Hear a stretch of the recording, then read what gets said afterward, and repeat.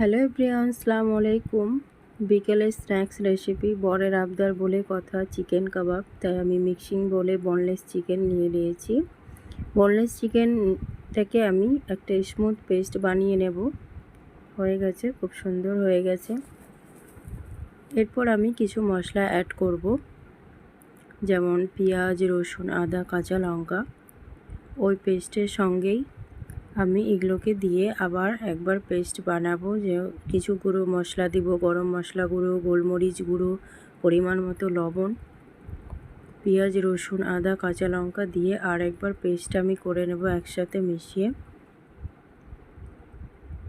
তারপর আমি অন্য পাত্রে ট্রান্সফার করে নিলাম। দেখতে পাচ্ছেন পেস্টটা কত সুন্দর হয়েছে। এরপর আমি একটা শেপ দিয়ে আমি এক এক করে সাদা তেল দিয়ে আমি ফ্রাই করতে থাকবো।